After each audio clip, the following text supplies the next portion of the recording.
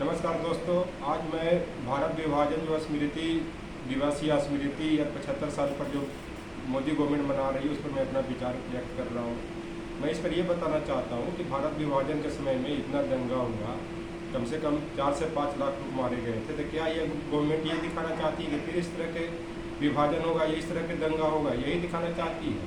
ये मुझे समझ में नहीं आता कि कैसी दागदार शक्ति के साथ बनी है यह सरकार, जहाँ देखो वही सांप्रदायिक हिंसा, मॉब लिंचिंग, सांप्रदायिक हत्या ये सब हो रही है। गवर्नमेंट क्या दिखाना चाहती है? दूसरी चीज़ की मैं इसमें एक बात बता देता हूँ कि भारत विभाजन के समय में दंगा के साथ साथ कितने लोगों का माइग्रेशन हुआ, विस्थापन भी हुआ। तो उसी तरह से आज भी कितना माइग्रेशन हो रहा है, जैसे अफगानिस्तान से या जम्मू कश्मीर से इधर उधर लोग भाग रहे हैं। तो क्या सांप्रदायिक दंगा के कारण, मॉब लिंचिंग के कारण लोग भाग रहे हैं, बंगाल हिंसा में लोग भाग रहे हैं? ये गवर्नमेंट दिखाना क्या चाहती है? इस तरह से मैंने विभाजन हो, भाग दौड़ हो या और हत्याएँ हों। दूसरी चीज़, विभाजन के समय गांधी जी अकेले उस समय नोआखली में बैठे हुए थे, जबकि दिल्ली में दंगा हुआ पिछले साल जो 2020 जनवरी फरवरी में हुआ। माननीय प्रधानमंत्री जी मोदी जी घर से अपना हाउस से बाहर भी नहीं निकले और दिल्ली में ही दिल्ली में ही बैठे रहे। एक तरह तो ये गांधी जी के मूल्यों को उजागर करना चाहते हैं, दिखाते भी हैं। कभी स्वच्छता दिवस मनाते हैं, कभी बोलते हैं भारत गाँवों का देश है, उनकी आत्मा को शांति देते हैं। अब एक तरह से दूसरी तरह की रविन्द्रनाथ टैगोर की तरह दाढ़ी बढ़ाते हैं और दिखाते हैं कि मैं इस तरह से मैं करता हूँ कि रविन्द्रनाथ टैगोर को मूल्यों को या भावनाओं को इज्जत करता हूँ या गांधी जी के मूल्यों को इज्जत करता हूँ। तो ये कैसे हो सकता है? ये चलते इसमें ये कहना उचित नहीं है कि ये जो स्मृति दिवस मना रहे हैं, स्मृति दिवस नहीं मना करके इससे देश में सांप्रदायिक तनाव बढ़ेगा, दंगा भी भड़केगा। और खास करके इसके पीछे जो काडर जो लोग पाले हुए हैं कि फिर सत्ता में इस तरह से मना करके 75 साल बीतने के बाद अगर मैं भारत विभाजन स्मृति मनाएंगे, स्मृति दिवस मनाएंगे या गोल्डन जुबली मनाएंगे, जो भी मनाएंगे, इस पर ये उचित नहीं होगा। इसी पर ही इसका जो ये कहना था कि जो एक कविता भी लिखी थी महादेवी बर्मा ने कि मैं दुखी जीवन की कथा रही, क्या कहूँ आज जो नहीं कही, मैं नीर भरी दुख की बदली।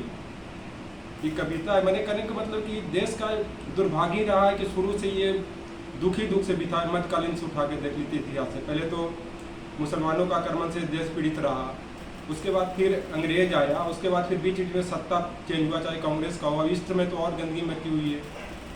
ये सब दुख में है, सब अशांत है, सब परेशान है और कोई को पता नहीं चल रहा है कि कब क्या हो जाएगा, क्या नहीं होगा, कुछ पता नहीं, सब अशांत है। और आज के डेट में जो एक जिहाद और किताल का जो नारा दे रहे हैं, जैसे महबूबा मुफ्ती बोलते हैं कि अफगानिस्तान की तरह तालिबान यहाँ आ जाएगा, चाहे जो भी बोलते हो गलत बोलते हैं। क्योंकि जिहाद का अर्थ इन लोग का समझ में नहीं आता। जिहाद का अर्थ इन लोग धर्म युद्ध मानते हैं, लेकिन जिहाद का मतलब तो संघर्ष होता है, आत्मशुद्धि होती है, आत्ममंथन होता है। और किताल का मतलब युद्ध होता है। तो किताल का मतलब ये युद्ध होता है, तो ये आदमी थोड़ी युद्ध कर रहा है। इस सांप्रदायिक दंगा को युद्ध नहीं कर सकते, इसको अप्रत्यक्ष रूप से लोग बोल रहे हैं। दूसरी चीज़ की जो ये लोग जो भारत माता की बोलते हैं कि भारत माता कौन है, क्या है, तो भारत माता ये महबूबा मुफ्ती या कोई नहीं है।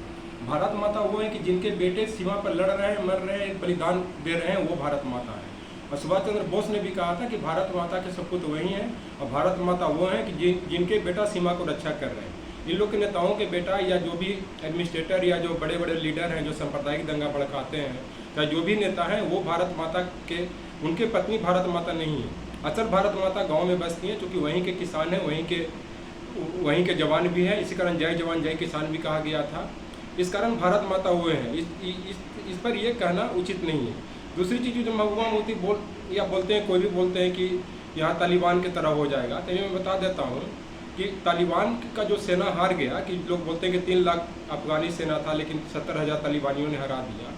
तो वहाँ का जो सेना अपने कुनबे के प्रति या अपना जो जाति के प्रति समर्पित है। भारत का जो सेना उद्देश्य के प्रति समर्पित है, ये देश के लिए मैंने जीते मरते करते हैं।